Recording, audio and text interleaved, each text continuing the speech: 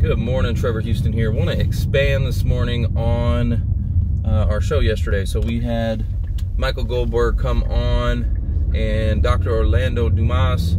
They were coming on the show talking about different networking strategies and things like that. And we got into a conversation about going to a networking meeting and some different strategies to make sure that you make the best use of your time and you can actually, get some things accomplished. So I wanted to elaborate a little bit in this video. So one of the strategies that we talked about yesterday was when you go to a big meeting like that, it's important to, kind of identify some opportunities before you go. Do a little bit of research. And if you can, get a list.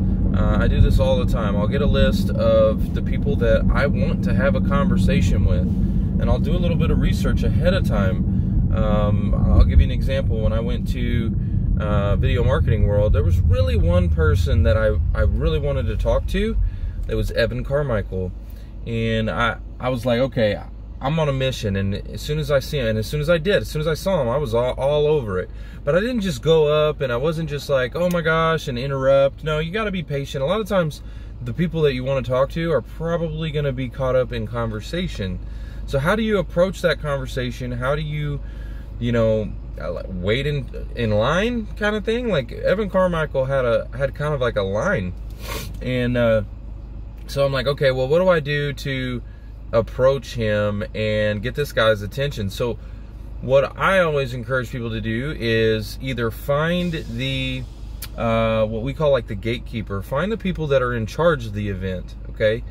The people that are running it, and figure out how you can build value in them. If you can find that person and then ask to volunteer, maybe you could hand out name tags or organize or set up tables or whatever it is that they need. And they typically will need something. So I would ask them, hey, what do you need? What can I do? Give me a job. I'd love to help and be a resource. And then that way you're not just like joining the event, you are participating in the event. You are kind of like part of the event. So it puts you in a different position right off the bat. And then ask to be introduced to that person like Evan Carmichael. So if you could be introduced, now you are in a better position, right? It automatically, that introduction puts you in a better position. So that would be another strategy. Go volunteer, have some people in mind that you want to connect with, and ask to be introduced. But first and foremost, you want to build value, so give first. You want to ask how you can get plugged in. And this may take several times going to an event before this actually takes place. Like I know with Frisco Connect, that's exactly what we did there when we first started going. And we just had to kind of watch and observe a few times. It wasn't until like, I don't know, meeting 5 or 6 that we were able to start that volunteering process. You know what I mean? It like took a little while to get them to understand, that we weren't just coming in and leaving. Like we were going to be there. We came to that meeting with a purpose, and they were like, wow, he's been here for the last 6 weeks, so let's give him an opportunity to see what he can do to help, that type of deal. So it takes consistency. It doesn't always happen the very first time you go. It may take a few times. So don't be disappointed if you leave the meeting and you're like, oh man, I didn't get anything out of that. No, give it your best. Go in with a strategy in mind. And, sometimes it works, sometimes it doesn't, but at least you tried. You didn't just go in and walk around the room blindly, The other thing that we talked about was business cards. Business cards are important.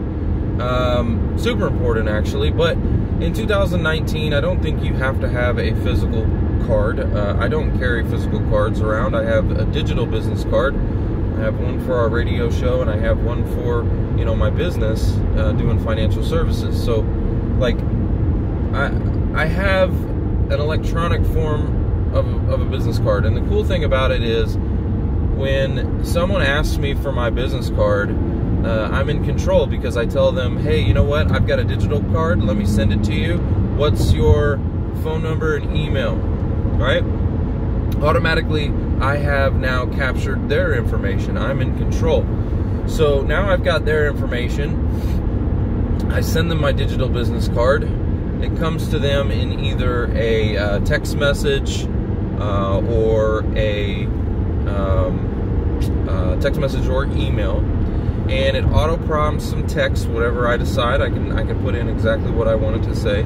It auto prompts some text, and as soon as they save it as a contact onto their phone, I get the analytics, which is really cool because it may be that day, could be the next day, could be a week from now or a month from now, but they save it. And so what that does is it creates an opportunity for follow-up. And everybody's always wondering, when's the best time to follow up?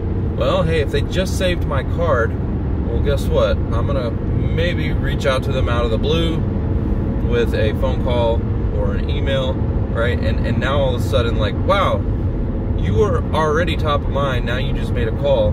It's probably a pretty good time for follow-up. So that's important. And then also, the digital business card is really, really cool because when you type in their email, it does a little bit of kind of like online stalking.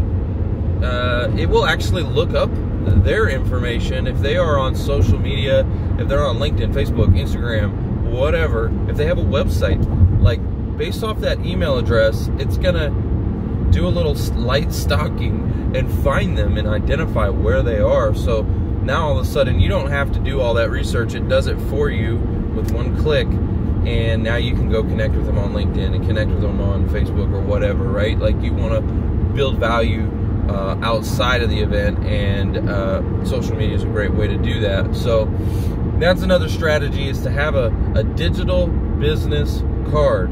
Super important. The paper cards nowadays, I'm going to tell you, you know, they're going to get thrown in the trash. Okay, look, hold on. I can tell you right now, I got my jacket here. Look at this. I got all these cards in my pocket, and you know, you go to an event and capture all this information, and if you don't do something with it right away, it's going in the trash, and that's a sad thing. It's really, really sad. So you can actually save money as well with the digital business card. It's kind of cool. It's like $10 for the whole year versus buying new cards throughout the year. So super important, guys. I'd love to hear some strategies you have. If you go to a networking meeting, what do you do to make sure that you're successful and you get what you want? Because ultimately you're there to build relationships and you have a purpose in mind. So what do you do? What are some strategies and things that you would actually do when you go to a networking meeting? Love to hear those comments down below. Hope you guys are having a blessed day, and I will talk to you soon. Bye-bye.